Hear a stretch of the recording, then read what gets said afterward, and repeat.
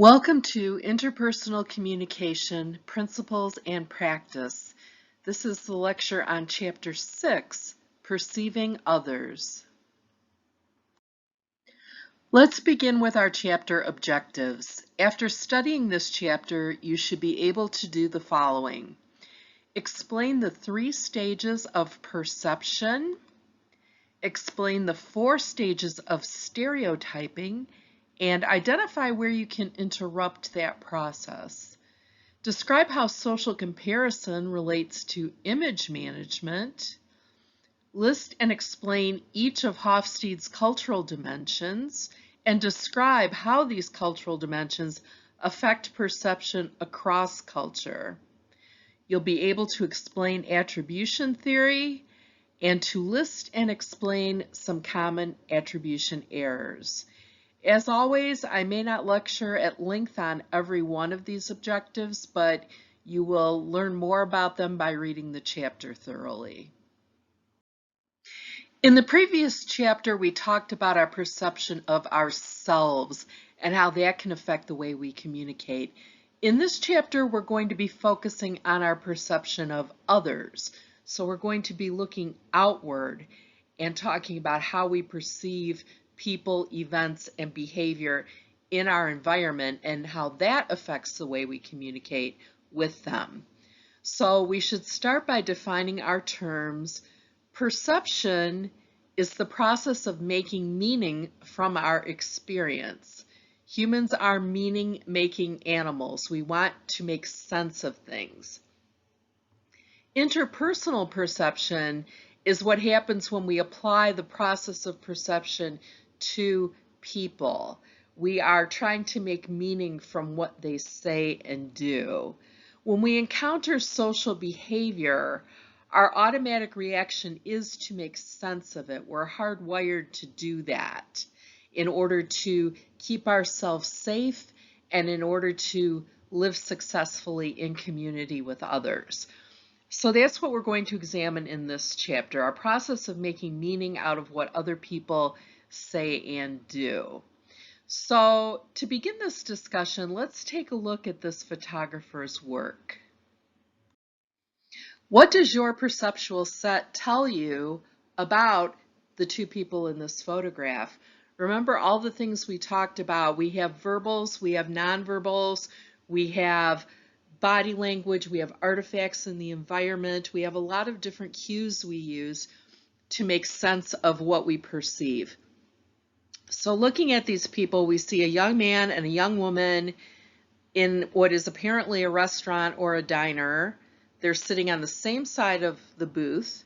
They are embracing. We look at the window and we see apparently a snowy looking street. We see a holiday wreath in the window. So based on all of these cues, what meaning would we assign to this image as we see it? Well, we would probably say it's a young couple on a date near the holidays. They don't have a lot of money to spend, so they appear to be in an affordable eating place. You might assume that they are newly in love. You might assume that they don't have anyone else with them, that it's only the 2 of them. We make all of these assumptions based on these environmental cues, and that's because we're filtering them through our own standpoint and perceptual set.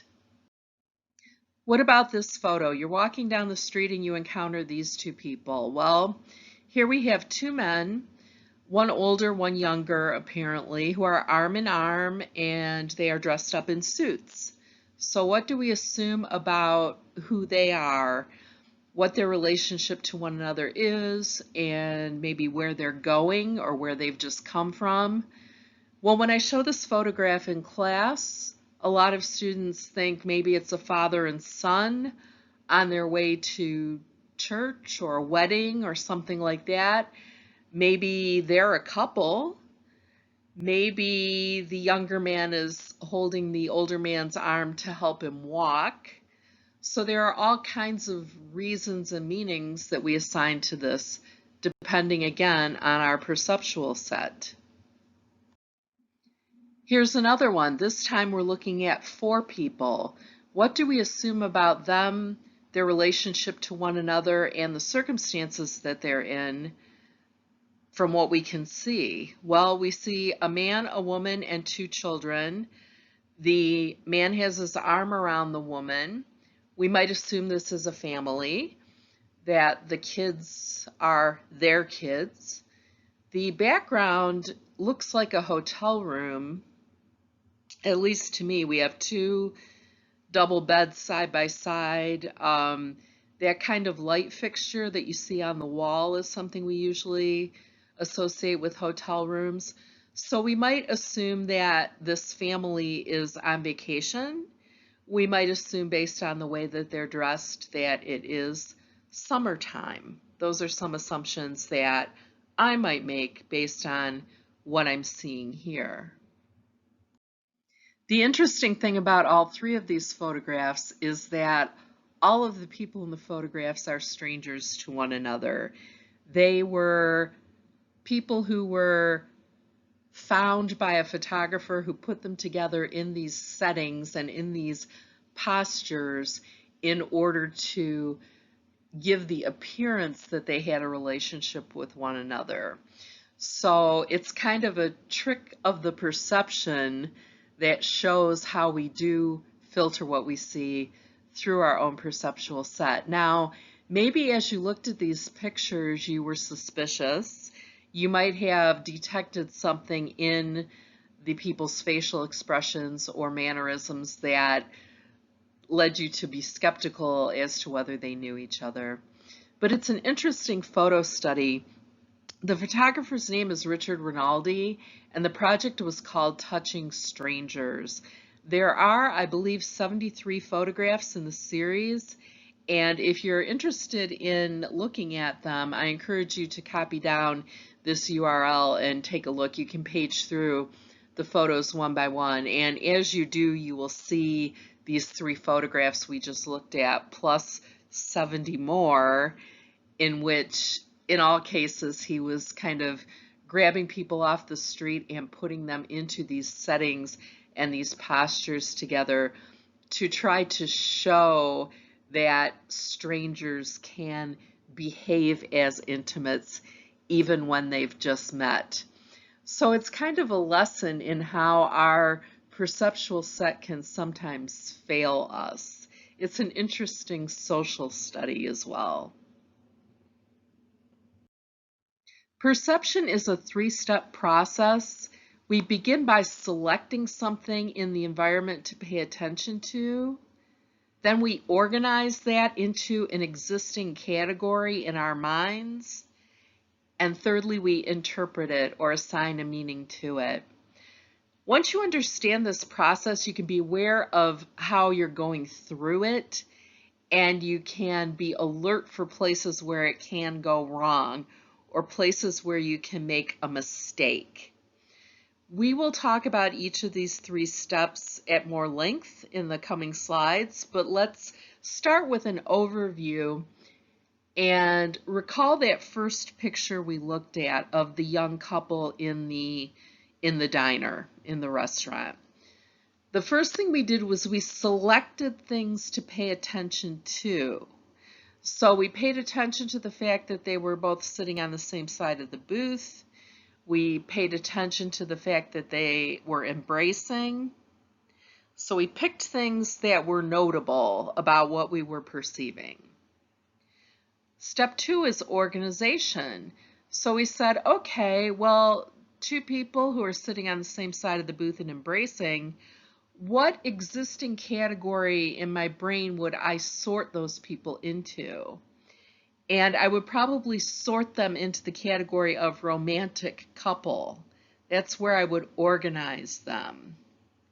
So then I interpret the meaning of what they are doing or depicting or communicating to me. I say, okay, well, they're a couple. They are communicating to me by their embrace that they're in love, by their clothing and their choice of restaurant. Maybe they're communicating that they don't have very much money. Ideas like that. So you can see how we went through each step of the process, but we could make mistakes at each step in the process. We could select the wrong things in the environment to pay attention to. We could organize what we see into the wrong category, and we could assign the wrong meaning to it. So let's look at each of these steps at more length. Let's examine the 3 steps of the interpersonal perception process in a little more detail, starting with selection. You select things out of your environment to pay attention to, and that is the first step in the perception process. So in each of those 3 photographs we looked at, we selected certain things to think about. We might have paid attention to the way the people were sitting or standing, the way they looked, some artifacts in the environment, and we latched onto those things as having importance in our meaning-making process. I have the phrase, think about familiar faces here. And what I'm thinking about there is when you're walking across campus and a lot of people are coming toward you on the sidewalk, and these people are all strangers, they're just kind of part of the landscape. They're part of a blur of people going by. They're just kind of blather in the environment. But then you see someone you know. Let's say you see a classmate or someone who lives in your dorm or apartment building, and you kind of latch onto that face because you know that person. So you have selected that face out of the blur of faces in the environment to pay attention to. The second step in the interpersonal perception process is organization. So now that we've selected something out of the environment to pay attention to, we're going to classify it in an existing category in our brains, okay? Based on things like physical appearance or the way they behave. We have schema or schemata, like blueprints in our mind of how a person fits a category. So for example, we might classify the behavior of holding hands and kissing and say, okay, these 2 people who are holding hands and kissing are a romantic couple because they fit our schema for romantic couple. Or you see someone walking across campus with a big musical instrument case. You might classify them into the category of musicians or band members because you associate their behavior of carrying a musical instrument with belonging to a particular group.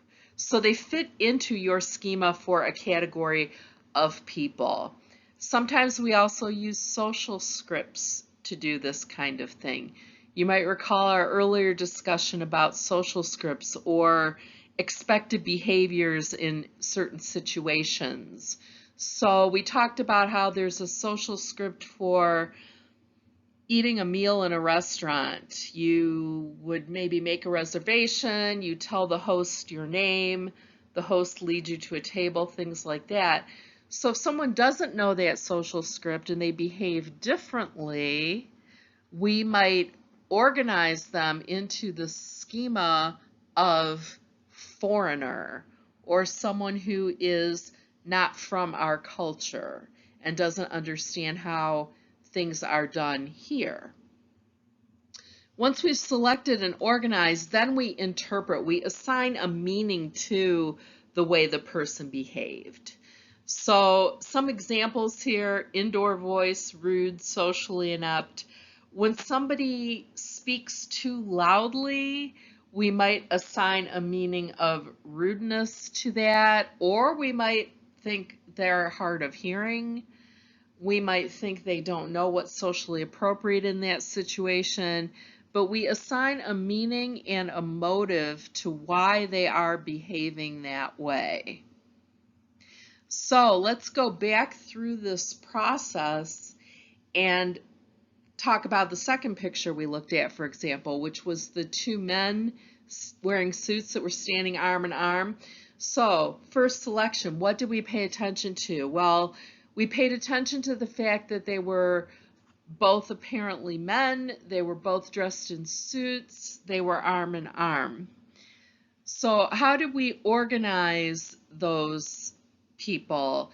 You might have classified them as father and son because their appearance and behavior fit your schema for what a father and son would look like. You might have classified them as a couple because they fit your schema for how a couple would behave. So then there is the interpretation. What meaning do we assign to what we're perceiving here? Well, I assumed that they were going somewhere because they were dressed in suits, which is something in our culture that we usually do when we are going to a more formal place or occasion. So that is one meaning that you could have assigned to those folks.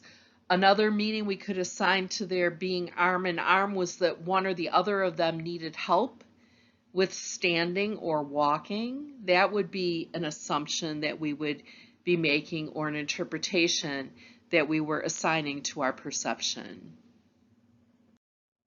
You might remember way back in chapter 1 we talked about standpoint and perspective and how we filter everything we see and hear through our standpoint and how that is formed. Well, that is how our perceptual set forms. The perceptual set we can think of as that picture frame we're looking through, and it has formed over time by our experiences and our attitude. It's like a filter that everything that comes into our consciousness is being strained through. So here are a couple of examples. The really good neighbor. You have a perceptual set of what a really good neighbor is, and that perceptual set has been formed over a lifetime. So one person's perceptual set of a really good neighbor might be someone who gets your mail when you're on vacation and watches your house, and who is always quiet and unobtrusive. Another person's perception of a really good neighbor might be someone who throws great parties and always invites you. So when you say to each other that this person is a really good neighbor, your perceptual set is getting in the way of that message being decoded exactly as it was encoded. So think about that. I say this person's a really good neighbor.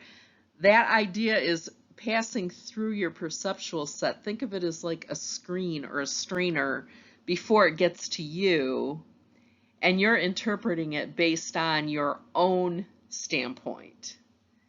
So that perceptual set is causing a bit of a disconnect in our communication with one another and in our mutual meaning making.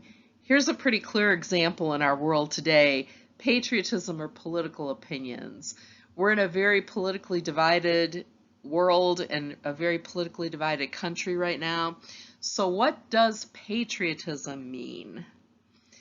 Well, it's hard to define, and it's going to depend on your own perceptual set, your own standpoint, which is made up of your experience and beliefs and whatever political persuasion you adhere to is going to influence how you perceive patriotism.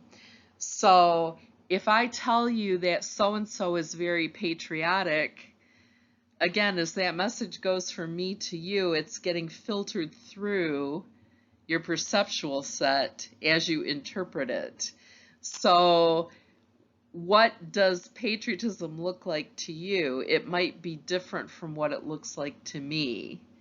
And some of the meaning can get not lost, but changed in the transmission based on the differing perceptual sets of the sender and the receiver. So what does that all mean? It means that we are all prone to making perceptual mistakes, that our perceptual set and standpoint can lead to perceptual mistakes because we are not objective observers of reality, if there is such a thing. We are all observing it through different pairs of glasses that we put on that are our standpoint or perceptual set. The difference between reality and perception becomes a barrier to interpersonal understanding, as we saw in the examples I gave previously. Our perceptual set limits what we can perceive. If we encounter something that is outside of our perceptual set, we have a harder time making sense of it, and we might try to force it into one of our existing mental categories rather than taking a closer and more honest and thorough look at it. So we might try to metaphorically force a square peg into a round hole rather than trying to understand in a new way.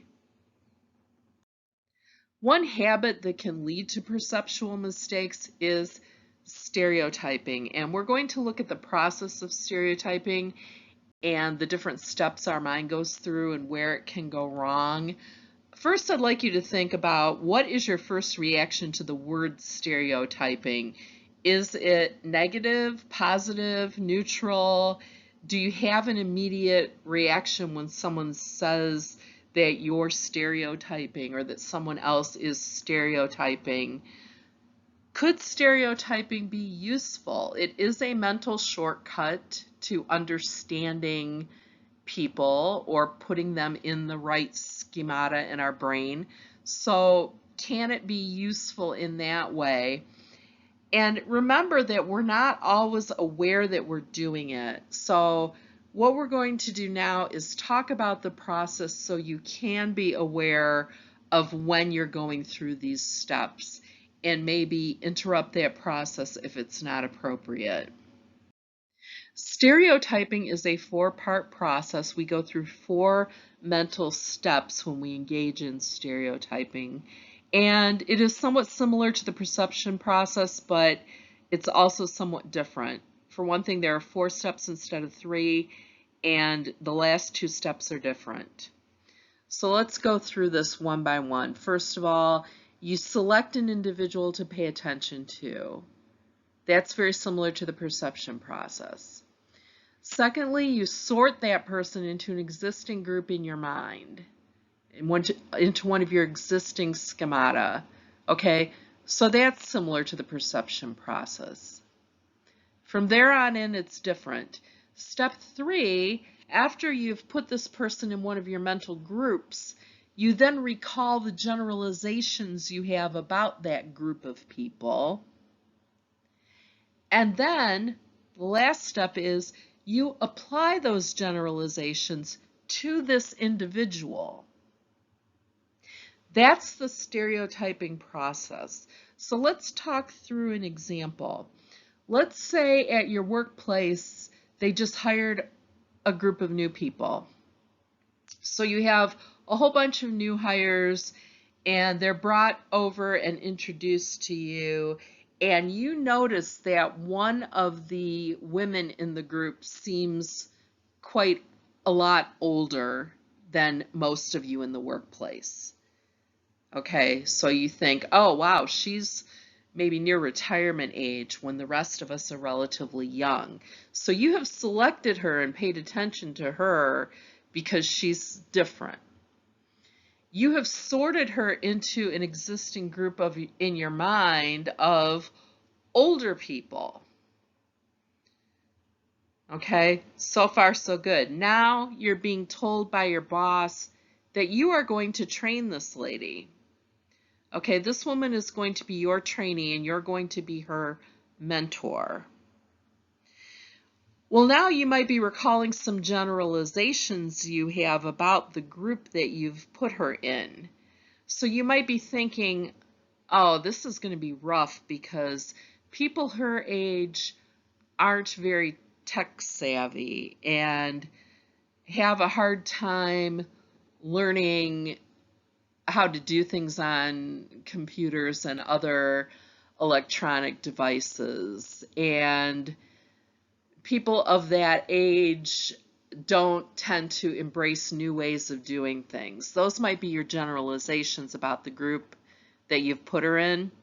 So then step 4 is you apply those generalizations to her. So you say, people of that age group that I've put her in are not so tech savvy and reluctant to learn new things.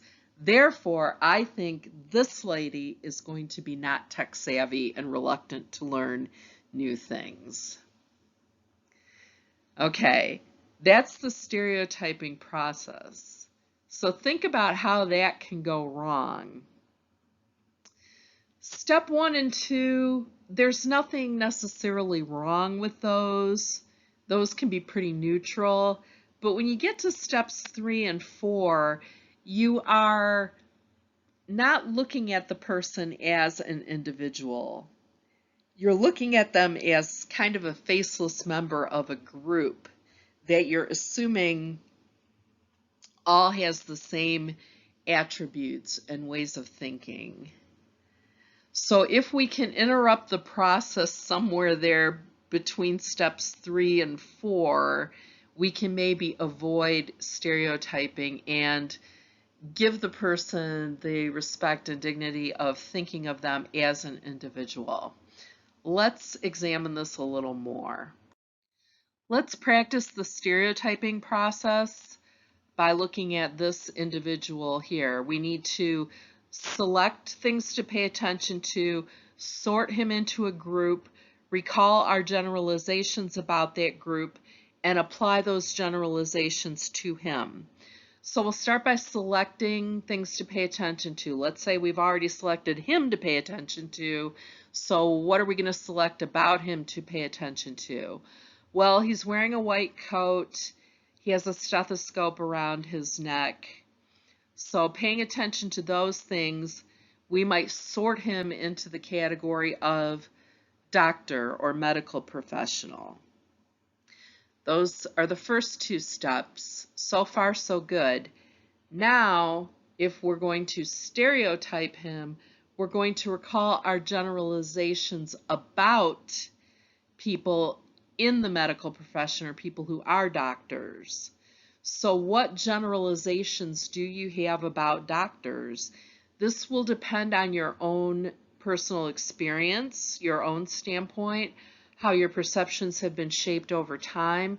You might consider doctors to be good people, bad people, intelligent people, people who always do their best for patients, people who don't, people who are going to help you, people who are going to hurt you. You have these generalizations about what doctors are like.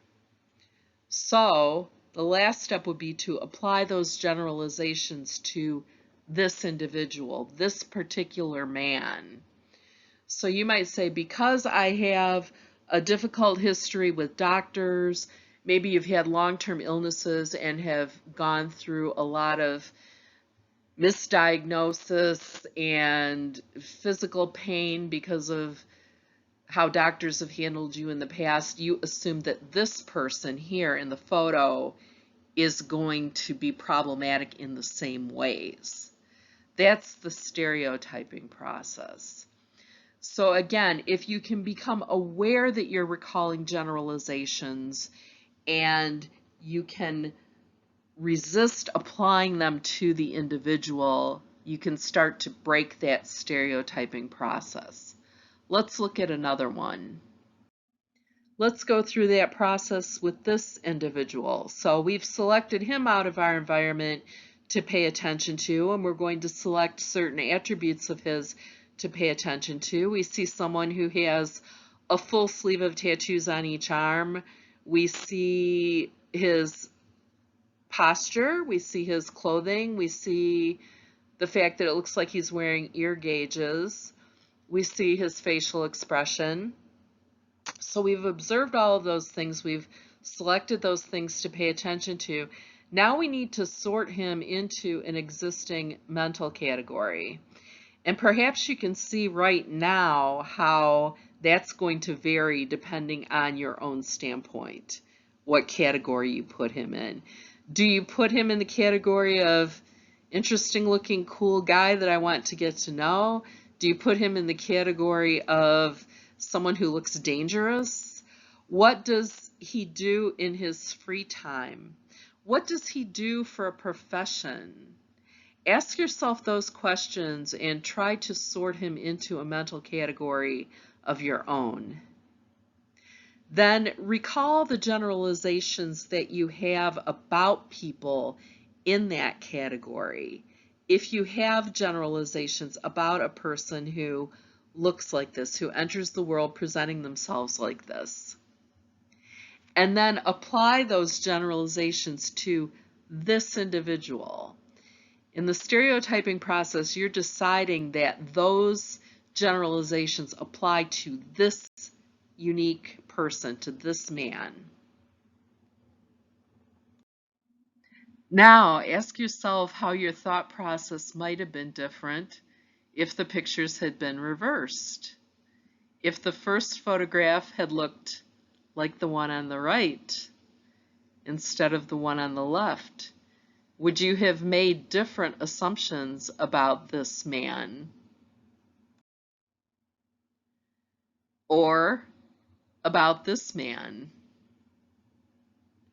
The artifact of clothing can make a big difference in our interpersonal perceptions. But in both cases, the stereotypes we applied may have been wrong based on the assumptions we were making about one fleeting encounter with these people versus knowing them better. So think about how quickly we go through this process and the fact that we don't go through each of these 4 steps one by one, but it's a very quick, very reflexive, intuitive process. For example, when you see this picture, for many people, their first thought would be soccer moms. And what are the stereotypes that we have about soccer moms? Well, they're there to defend their children, and soccer moms drive minivans and hand out snacks and things like that. Many of us have seen or heard those stereotypes, even if we don't know any soccer moms ourselves, right?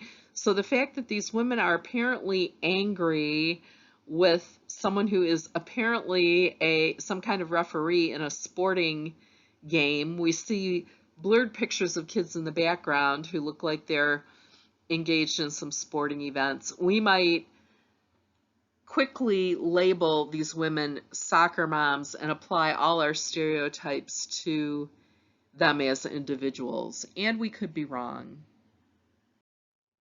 What about this one? We have 4 elderly people looking at something on a mobile phone. We don't know if it's a picture or a game or what it might be, all smiling. But think about how you would classify these people, what generalizations you have about the group that you're putting them in, and then how you would apply that generalization to these individuals and how it might be inaccurate. What's happening in the photo, and what do you assume is happening based on your generalizations? This picture is always a hit when I show it in class, and we try to go through the stereotyping process. And, if you look at the young woman on the left, what category might you put her in? A lot of my students put her in the category of obsessed girlfriend or, overly enthusiastic girlfriend or something like that. And I say, okay, now what generalizations would we have about that person? And they'll answer things like, oh, she's always calling her boyfriend. She thinks about him all the time. She tries to make him do things with her all the time. She's always making plans, and, he goes along reluctantly. You say, okay, if those are the generalities you have about the category of overly obsessed girlfriend, how would you apply those to her as an individual? And they'll tell me all kinds of stories like, Oh, they think that she made him come with her on this date. They look like they're maybe in a movie theater and he's bored and she's just staring at him adoringly because she's so happy that they're together. They apply all these generalities to this woman, but there could be any number of things going on here that we don't know about.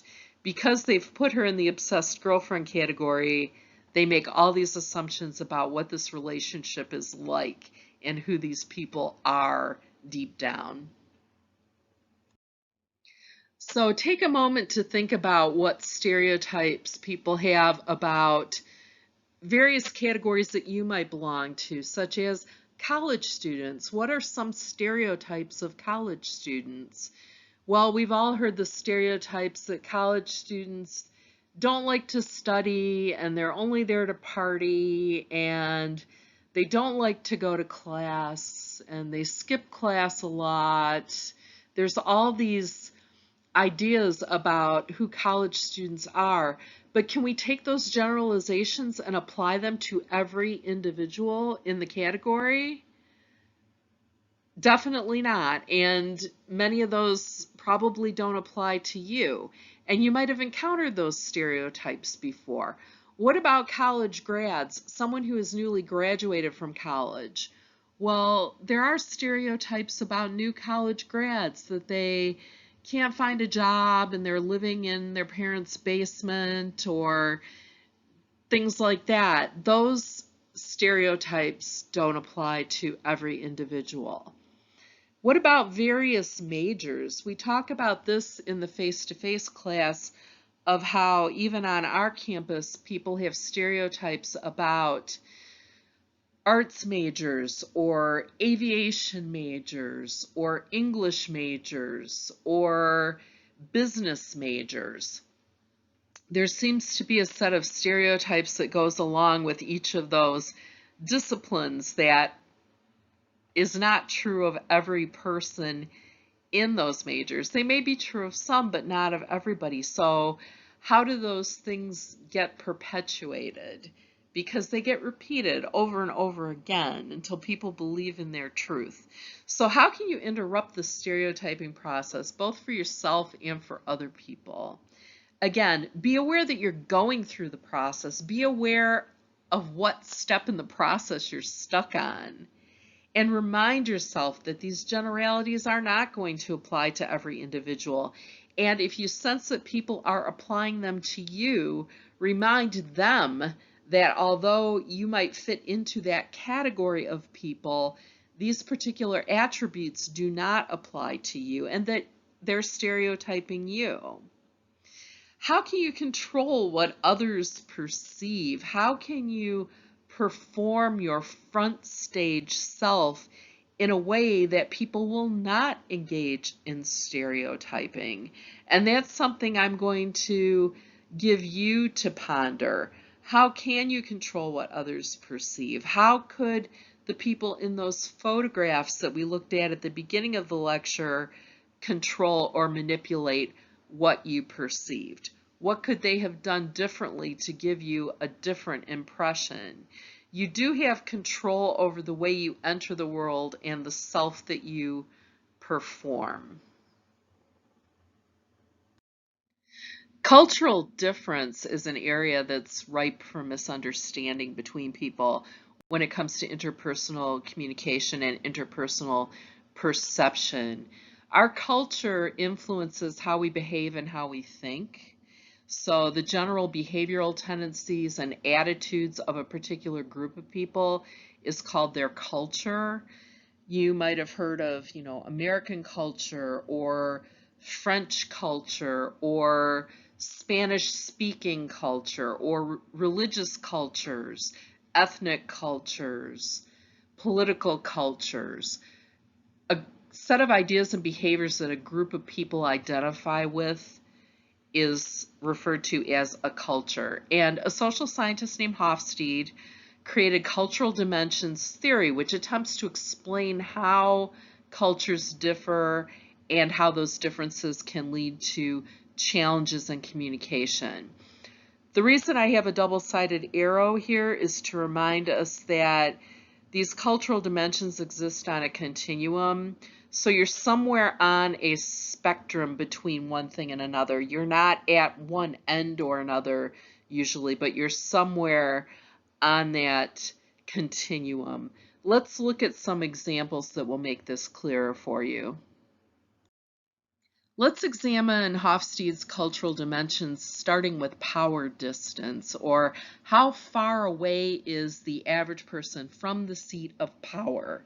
Now that's metaphorical, not literal, but think about in a democracy, theoretically, we can talk to our leaders, we can question them, we're allowed to disagree with them, we're allowed to present our own ideas. Those type of behaviors are low power distance. In other words, there is not a large distance between the average person and the seat of power. A high power distance culture is one where the authority figures are far away and above you, theoretically, metaphorically. So you don't have the right to question the authority figures. You're expected to be obedient. I often give the analogy of the peasant and the king for high power distance. So cultures vary on a spectrum of power distance from low to high. We would say that US culture is low power distance because we have the right to talk to authority figures and to question them and to collaborate with them. A good example of this, I have a friend who was studying for her graduate degree in another country, and she was having difficulty understanding something in class, and I suggested that she go see her professor during office hours, and telling him that she was having a challenge with this particular topic and could he help her out with it. And she acted like this was an absolutely crazy idea. And she said, that's not how it's done here. She said, in this country, you go to class, the professor lectures, you write down what he says, and that's it. He doesn't know my name or have any personal interest in me. She didn't know what office hours were. And she said, if I went to my professor and said, I'm having a hard time understanding this, I would be telling him he's a bad teacher and that I'm a lazy student. That's how that would be perceived. So my friend's experience is an example of high power distance, being far away from the seat of power, being far away from the authority figure, being unable to interact with that person on any kind of equal level.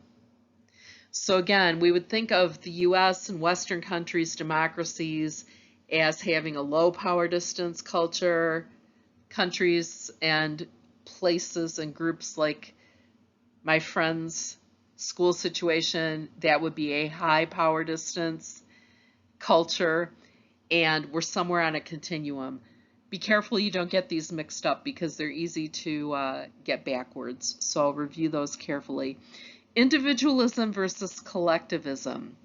In an individualistic culture, and the US is one of these, we are expected to think about ourselves and our own advancement. We're expected to be competitive and to put ourselves forward and to think about how we can advance in life. And sometimes we put ourselves before another person.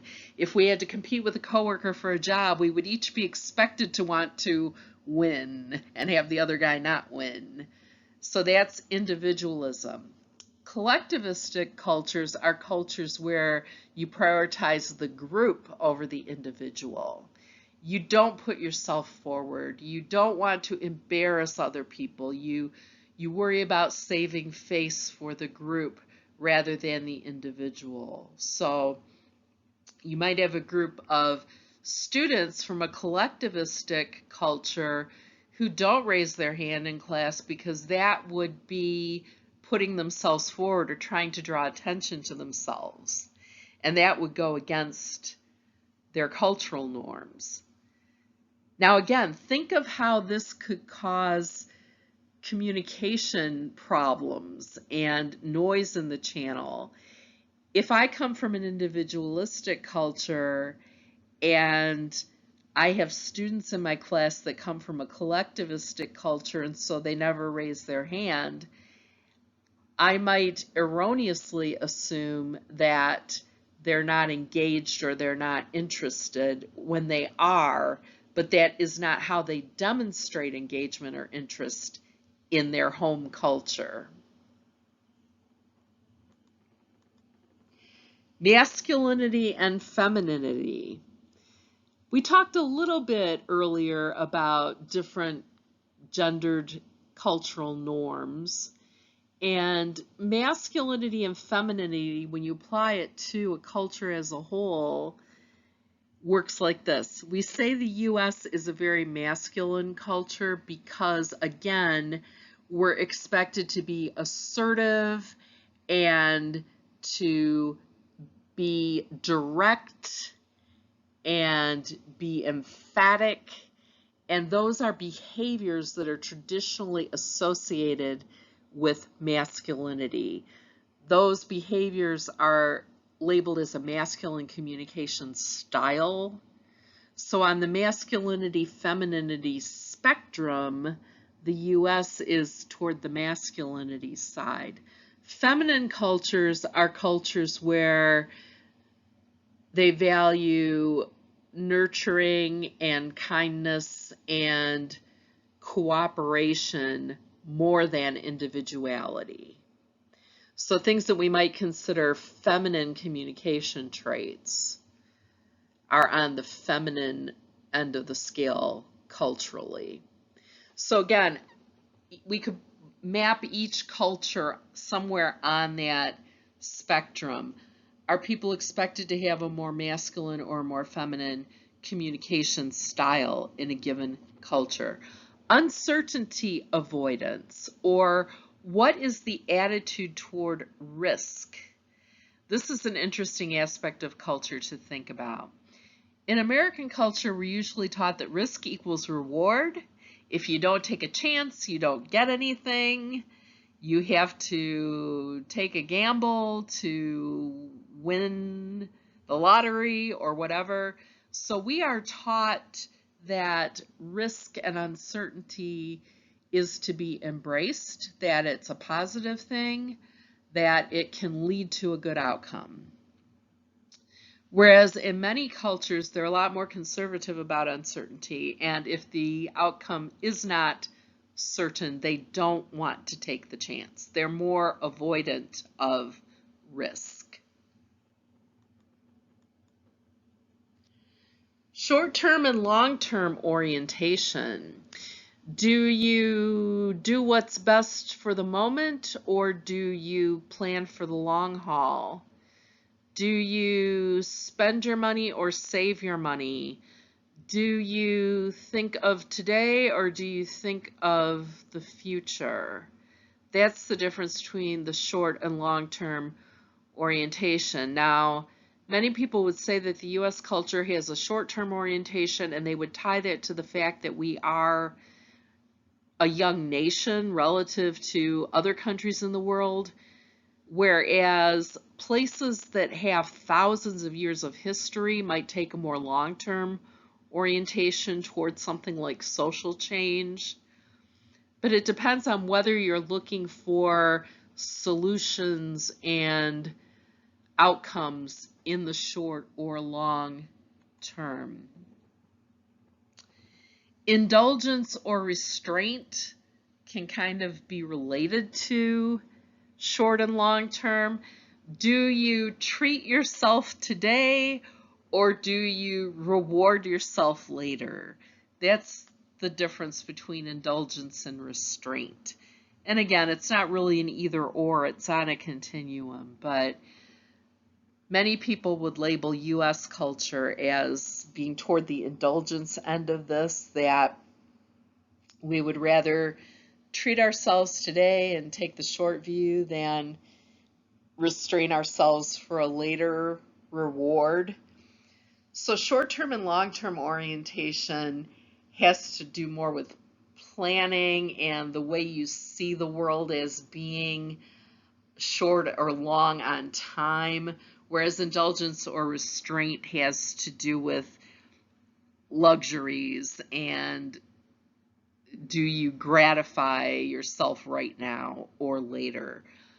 An interesting aspect of indulgence and restraint is that manufacturers of makeup will say that lipstick is recession proof, and by that they mean that in America at least, even when the economy is really bad and nobody has any money, women will still buy makeup. They'll still buy a new lipstick because it's considered like an affordable indulgence. And our attitude is that you've got to have a treat once in a while. And the attitude is that the, say, $10 I spend on this lipstick really isn't going to, save my house from foreclosure or whatever in the long run. It's going to give me a little lift right now. That would be more of an indulgence attitude. A restraint attitude would be, you might know people who are pretty good at exercising restraint who might say, I'm going to read these 3 chapters and then I'll let myself have a snack.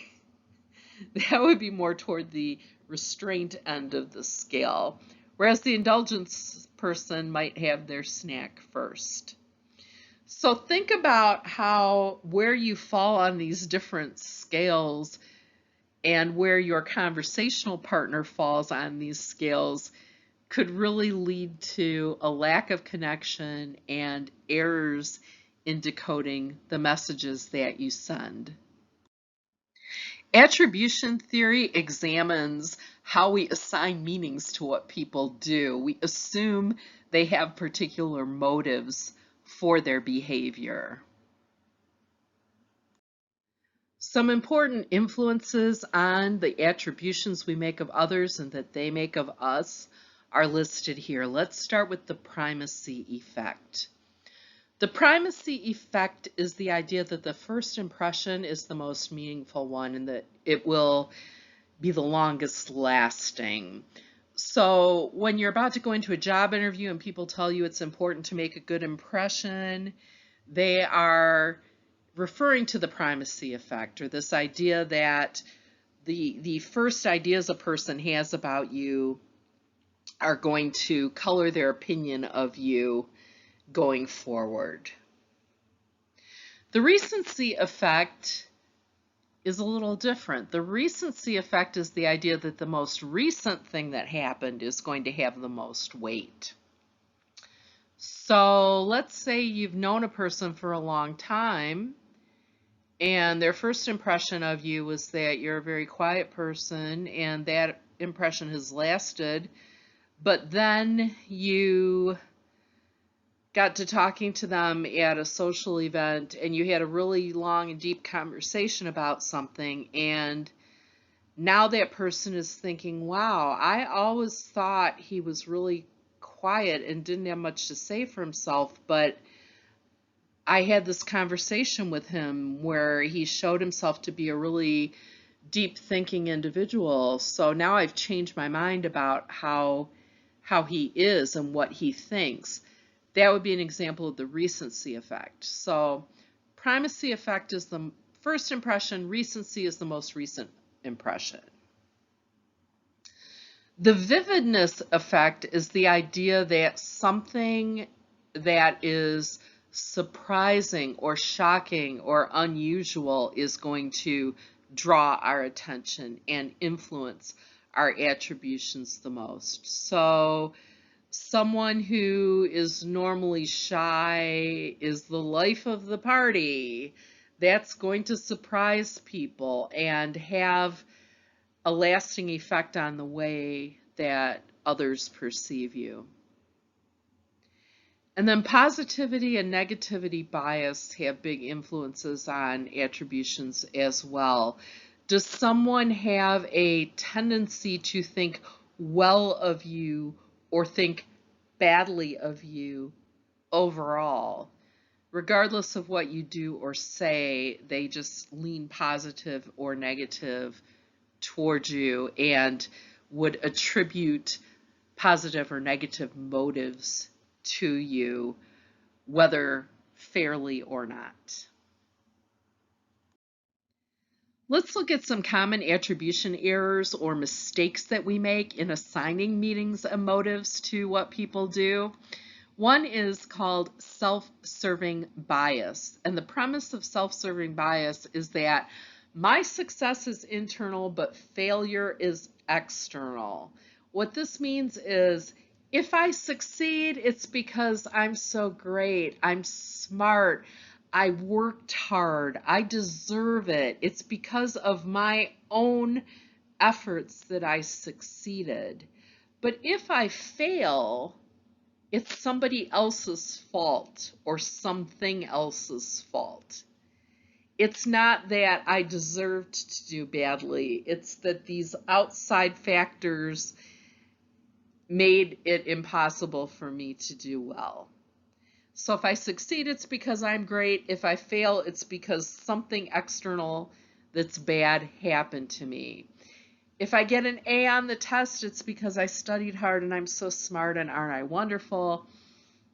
If I fail the test, it's because my boyfriend broke up with me right before the exam and I lost my notes and I couldn't get a ride to school and I was late, things like that.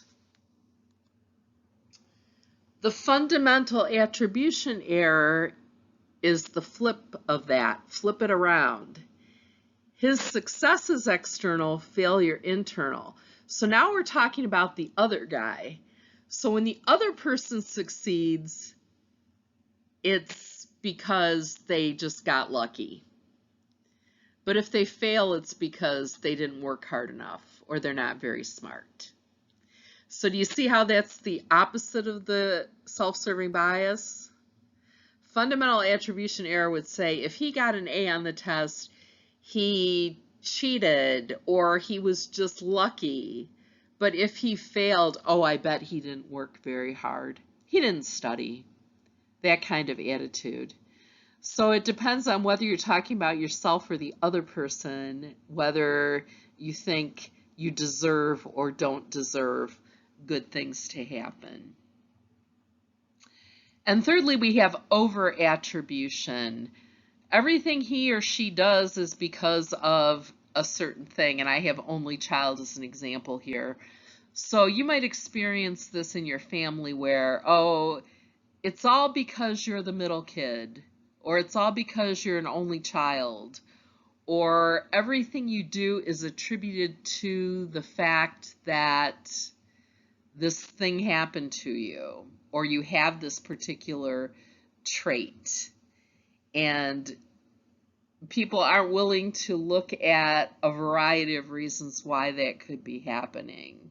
So they might say, oh, you know, Joe is jealous of his brother because he's the middle kid.